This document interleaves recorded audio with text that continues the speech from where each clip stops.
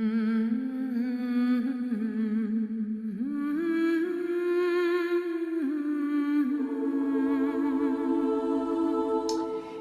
c'est Amy et les chichis et les chonchons. Oui, je vous refais une petite vidéo spéciale sur les cochons d'Inde. Donc je voulais vous faire une petite vidéo présentation de comment s'occuper d'un cochon d'Inde. Donc avec moi ici j'ai donc, pour ceux qui ont l'habitude, qui est en train de me faire caca dessus, Darwin, donc mon cochon d'Inde qui est, donc je me rappelle même plus de la couleur, mais en tout cas il est très, enfin il est exactement, mais en tout cas il est tricolore à poil ras, donc un cochon d'Inde des plus classiques. Donc son nom d'ailleurs vient de Darwin avec le film sur les cochons d'Inde, je crois que c'était Mission G ou je sais quelque chose comme ça. Enfin bref, mon copain a décidé de partir sur un cochon d'Inde classique et mon deuxième Ghibli est dans sa cavicage là tout de suite parce que il est pas trop en forme et puis je pouvais pas manipuler les œufs parce que raison qu'il y a des chiens, on fait attention parce qu'il peut y avoir des soucis. Donc pour revenir sur la base, donc le cochon d'Inde est bien entendu un petit rongeur, il est considéré comme un petit nac, donc un nouvel animal de compagnie, même si il a fait partie des animaux de compagnie depuis des dizaines et des dizaines d'années. C'est un petit classique que beaucoup d'enfants ont, parfois à tort, parce que il est fait pour les enfants, mais il faut faire attention parce qu'il y a des spécificités pour s'en occuper. Donc on le retrouve forcément bien facilement partout, même si moi je vous conseillerais bien entendu de vous renseigner auprès des associations parce que parfois il y en a qui les abandonnent et il y en a à replacer. N'hésitez pas à regarder les petites annonces, souvent des gens vous les redonnent ou les vendent à mini prix déjà adultes avec tout leur matériel, donc n'hésitez pas à donner une seconde chance à ces petits loulous. Et sinon vous avez le choix comme moi de prendre comme j'ai pris Darwin dans un élevage, un petit élevage familial qui travaille beaucoup au niveau des robes et de la santé de ces loulous, donc une vraie passionnée donc que j'ai eu en Normandie.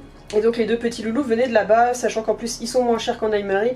Et puis forcément niveau santé, il n'y a rien à dire, surtout qu'eux ont été élevés en semi-extérieur, parce qu'ils étaient dans un clapier, dans un garage, donc histoire d'être isolés des courants d'air, parce que les cochons n'aiment pas du tout les courants d'air.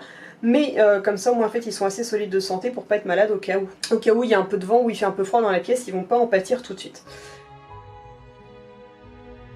Donc voilà, sinon aussi à savoir comme je vous l'ai dit, j'ai donc Darwin et Ghibli qui sont donc deux mâles et qui vivent ensemble. Donc oui, les cochons d'Inde sont des animaux grégaires tout comme les rats qui sont faits vraiment pour vivre en famille, c'est ce qu'ils aiment le plus. Donc les mâles on peut pas en mettre non plus beaucoup ensemble, mais on peut faire vivre très facilement deux mâles ensemble.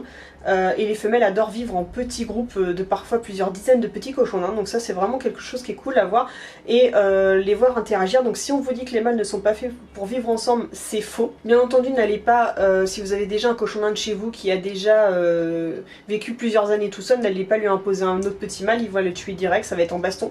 Mais par contre si vous faites le choix dès le départ pour être sûr qu'ils s'entendent bien, je vous conseillerais c'est de prendre deux mâles de la même portée ou deux mâles qui ont été élevés ensemble tout bébé pour pouvoir être acceptés ensemble. Donc il y aura quelques petites bastons de temps en temps, mais les miens ça fait faire 3 ans qu'ils vivent ensemble et ça se passe à merveille. Il y a parfois des petites bagarres mais jamais de vrais soucis. Ils sont contents de se chercher l'un l'autre, ils sont contents de se réconforter l'un l'autre quand ils ont besoin. Et on ne remplacera jamais la présence d'un autre congélaire. Donc oui, les petits cochons d'Inde, contrairement à ce que beaucoup ont essayé de me faire croire, sont très bien capables de vivre à plusieurs, même les mâles. Donc n'hésitez pas à leur offrir cette possibilité là. C'est tellement plus intéressant de les faire vivre ensemble. Au niveau de l'habitation, les cochons d'Inde n'ont pas forcément besoin de hauteur, ils n'ont pas besoin de grimper, donc n'investissez pas forcément dans des cages à étage. Moi ils en ont un où ils sautent dessus, mais c'est pas leur kiff, ça n'est pas indispensable pour eux. Donc moi j'ai favorisé la cavicage, donc il y a une vidéo sur la chaîne, donc je vous mettrai le petit i juste là pour vous montrer un petit peu le test que j'ai fait de la cavicage, donc je la recommande, elle est vraiment bien. Les cochons d'Inde ne cherchant pas forcément à grimper ou à sauter, vous n'avez pas forcément d'avoir besoin de cages. On conseille plutôt des parcs puisque de toute façon ils vont pas chercher à passer par-dessus, donc même s'il n'y a pas de toit, si jamais vous n'avez pas de chat ou de chien qui risquent d'être prédateurs, vous pouvez très bien les laisser dans des enclos au sol dans lesquels ils ne chercheront absolument pas à s'échapper. Même si moi je préfère favoriser quand même qu'ils soient sur un meuble un petit peu surélevé pour la partie où ils sont, pour éviter tout risque d'être trop au sol qui risque d'être un peu froid ou d'être trop au niveau des courants d'air. Mais on peut très bien donc faire vivre un cochon d'Inde en semi-liberté dans un logement, donc qu'il ait son parc, et puis vous mettez quelques petits tapis pour récupérer les petits cacas, parce que par contre c'est des boules à caca et ils feront pas forcément retourner à leur cage pour faire leurs besoins. Mais ils ont quand même besoin de pas mal de place, donc il faut au minimum pour un duo Je crois que c'était une cage de 70 sur 1 mètre au minimum pour un duo, surtout quand moi j'ai des mâles qui sont comme ça, les mâles faisant en moyenne 1,5 kg, ce qui fait de gros bons bébés, et qu'il n'est pas petit dans mes bras, et Ghibli est quand même assez grand aussi, même si en ce moment il est un petit peu plus maigre parce qu'il est malade. Mais les femelles sont plus petites par contre, mais il faut, plus il y a d'espace au sol, mieux c'est pour eux. Vous pouvez aussi leur proposer, c'est de temps en temps de mettre un enclos en extérieur l'été, dans lequel ils pourront aller jouer. Dans ces cas-là, il faut faire attention, cette fois-ci l'enclos, je vous conseille de le grillager sur le dessus, parce que vous n'êtes pas à l'abri qu'un chat ou un chien d'un voisin rentre dans votre cour si vous n'en avez pas déjà vous-même et qui viennent attraper votre cochon d'Inde. Il y a aussi déjà eu le cas de rapaces que vous n'avez pas, vous ne savez pas, il y a parfois des buses ou des petits faucons qui vont passer, qui vont les attraper, ce qui serait bien dommage. On n'hésite pas non plus à leur proposer de l'eau et un point d'eau pour pas qu'ils aient de soucis par rapport au soleil. On fait attention de ne pas les mettre aux grandes chaleurs en extérieur.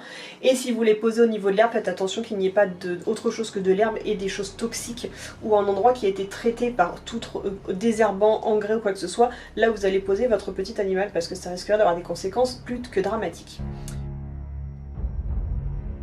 Au niveau des litières, je vous conseillerais d'utiliser, comme moi je le fais toujours, du lin ou du chanvre.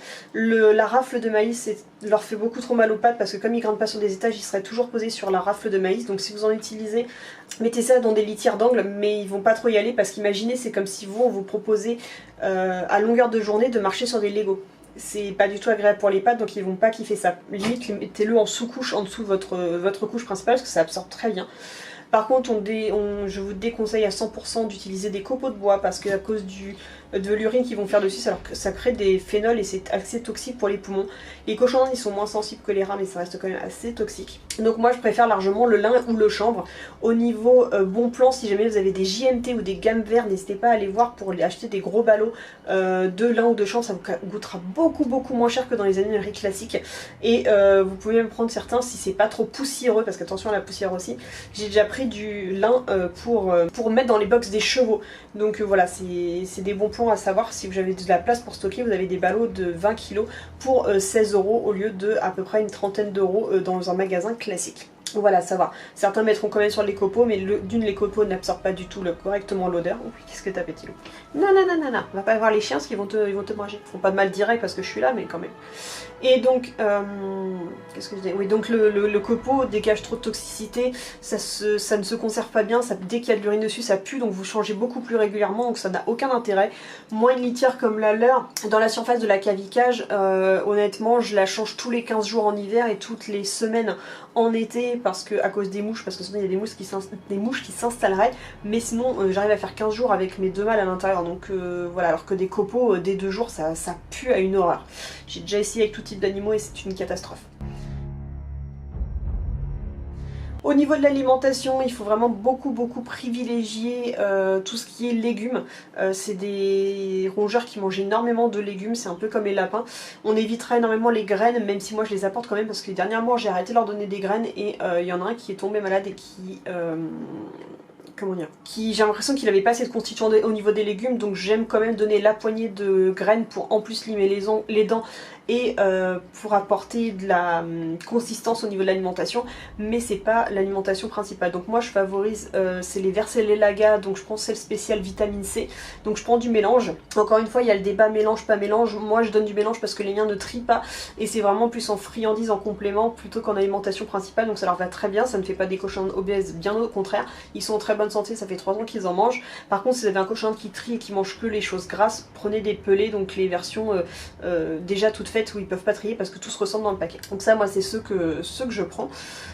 Et sinon en légumes, j'essaye de prendre des légumes de saison. Il y a juste le légume principal que je vous conseille de donner puisque pour ceux qui ne le savent pas, le cochon d'Inde ne produit pas lui-même de vitamine C et il fait des carences en vitamine C. Certains préfèrent acheter de la vitamine C qui donne en gouttes, en pipette directement dans la bouche. Moi j'aime pas ça parce que ça les embête. Ça fait 3 ans que la vitamine C je la porte au travers de morceaux de poivron.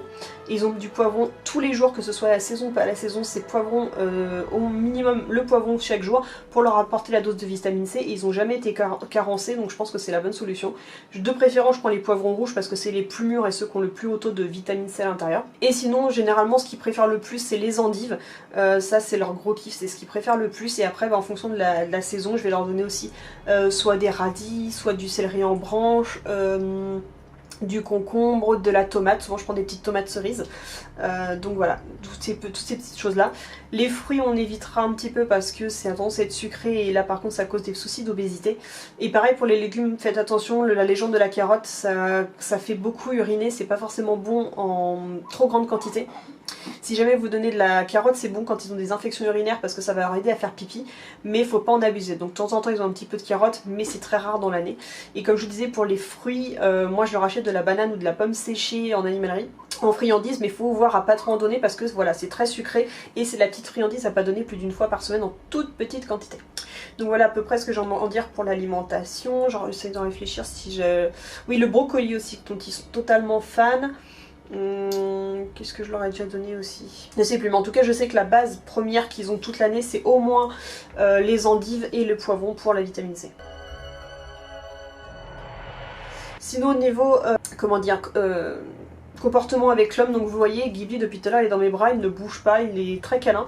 Par contre ils détestent être manipulés, être attrapés en fait, ils ont tellement cet instinct d'être attrapés en tant que proie que en fait dès que j'essaie de les attraper c'est panique à bord dans la cage. Ils ont beau me connaître, ils ont beau une fois être très très calmes une fois qu'ils sont dans les bras, pour les attraper c'est une catastrophe, mais voilà, une fois qu'ils y sont, faut juste pas avoir peur de les attraper franchement, mais faut pas hésiter parce que voilà, ils cavalent parce qu'ils détestent être attrapés, mais une fois qu'ils y sont, ils ne bougent plus, et heureusement parce qu'il y a pas mal de soins à faire. Donc au niveau des soins, c'est pas mal de leur faire un coup de brosse parce que voilà, par exemple, on a un cochon d'Inde qui perd énormément ses poils, qui est en pleine mue actuellement. Et j'ai des cochons d'Inde aussi qui ont le problème des tons litières. Je sais pas si vous arriverez à voir, c'est qu'ils ont... Oups, bouge pas. Ils ont des très grandes griffes, donc même au niveau des pattes, je sais pas si on va le voir. Voilà, au niveau des pattes, il a les ongles qui poussent énormément. Donc il faut que je les coupe très régulièrement, donc ça va avec... c'est plus facile avec Darwin parce qu'il a les ongles transparents, mais avec Ghibli c'est un petit peu plus compliqué. Mais voilà, c'est un truc à faire très attention parce que comme ils ont pas de quoi les limer et ils ont commencé à pousser n'importe comment. Et j'ai aussi Ghibli qui me fait de la corne sur le coin des pattes, donc ça faut que je coupe aussi la peau du coin de patte. Voilà, c'est des trucs à s'habituer. Heureusement j'ai pas le souci des dents qui poussent à l'infini, et pour ça d'ailleurs un indispensable à toujours mettre dans la cage c'est du foin à volonté qui aide pour le transit intestinal et aussi pour l'action de limer les dents tout le temps parce que sinon ils auront des gros problèmes de dentition. Donc voilà, la base de l'alimentation, donc comme je disais, c'était légumes, les graines, attention pas trop mais un petit peu c'est sympa. Et puis foin à volonté, par contre ça vous pouvez en donner tout le temps, tout le temps, tout le temps. Et le conseil aussi que j'avais appris justement par Morgane des animaux de Morgane, c'est un peu comme les lapins. Je vous conseille de mettre le râtelier, attention qu'il rentre pas dedans parce qu'il y a des cochons d'Inde qui se coincent dans les râteliers, donc faites attention à ce que vous utilisez. Mettez le râtelier juste au-dessus de la litière d'angle si vous en utilisez. Parce que généralement le cochon d'Inde comme le lapin font caca là où ils mangent. Donc comme ça moi je les mets juste au-dessus, comme ça tous les cacas, les plus gros cacas sont réunis dans la litière d'angle, comme ça me fait le petit changement intermédiaire de litière sans que j'ai besoin de changer toute la cage dans son intégralité. Et donc pour le comportement, oui voilà, c'est pas ça. J'ai été mordue une fois, j'ai une cicatrice parce que quand ils étaient bébés, ils se sont vraiment battus parce qu'ils n'arrivaient pas à trouver trop leur hiérarchie. Donc je sais pas s'il y a une histoire de hiérarchie dans les cochons d'Inde, mais au début ils se sont frités. Il a fallu que j'intervienne parce que ça allait un petit peu dans l'excès. Darwin était un petit peu trop excité, il cherchait tout le temps à grimper Ghibli et un jour c'est pas passé. Et j'ai mis les mains en travers et forcément je me suis trouvé qu'un coup de croc de cochon d'Inde. Mais dès qu'ils ont senti que c'était moi, il a relâché, ça faisait très mal, mais voilà, il n'est pas resté coincé sur ma main ou quoi que ce soit. Donc c'est vraiment des animaux très, très amicaux et très très gentils. Je peux même leur donner à manger dans leur cage, ils vont pas jamais me chercher à me choper les doigts. Je fais toujours attention, j'ai toujours cet instinct de faire gaffe. Mais voilà, j'ai pas eu de soucis de morsure comme je pourrais l'avoir avec des hamsters. Au niveau, forcément un truc à penser c'est que le cochon d'Inde est un des rongeurs qui vit le plus longtemps. Donc je crois, tout comme avec le chinchilla, je crois qu'ils vivent aussi longtemps l'un que l'autre, même le chinchilla doit aller peut-être au-dessus, Morgane me confirmera si elle passe par ici. Mais les cochons d'Inde peuvent aller jusqu'à 6 ans, donc actuellement c'est mes premiers cochons d'Inde qui vivent aussi longtemps, ils ont 3 ans. L'éleveuse m'a certifié que chez elle tous les cochons d'Inde vivaient 6 ans. Donc je veux bien la croire, mais à une époque justement quand je les prenais en animalerie déjà la santé était pas folle et à l'époque je leur donnais 0 légumes parce que ils étaient pas habitués, ils avaient tendance à avoir de la diarrhée, donc quand j'étais petite j'avais peur et je ne connaissais pas ce problème de vitamine C pour vous dire à quel point un cochon d'Inde sans vitamine C peut mourir très vite. Mes cochons d'Inde à l'époque je ne les gardais plus de 6 mois grand maximum, voire 2 mois. Donc voilà, le manque, faut pas sauter du tout de jour sans vitamine C parce que ça a une conséquence très critique. Mais voilà, il faut savoir que le rongeur Cochon d'Inde fait quand même partie des rongeurs qui vivent le plus longtemps et qui chantent, vous pouvez sûrement l'entendre, qui pouiquent beaucoup, j'avais oublié cette particularité à vous raconter. Mais concernant l'espérance de vie, voilà, vous avez une souris, un hamster, un rat qui vont pas vivre plus de 2 ans, et encore ce sera plutôt 1 an et demi, surtout si vous les prenez dans des mauvais endroits. Donc voilà, ça fait un renouvellement, alors que lui, quand vous le prenez, vous vous engagez quand même pour 6 ans. C'est moins long qu'un chien, c'est un intermédiaire. Mais voilà, il faut savoir quand même que pour 6 ans, vous devez vous occuper de ces petites bébêtes qui ont quand même un certain budget au niveau légumes. Parce que contrairement à des rats, vous achetez que des paquets tout faits quasiment. Vous avez des astuces de mélange maison à faire. Le cochon d'Inde, il faut vraiment acheter les légumes. Donc moi, l'été, je m'arrange pour planter mes légumes, mais l'hiver, voilà, c'est quand même un bon budget pour acheter suffisamment de légumes pour votre cochon d'Inde.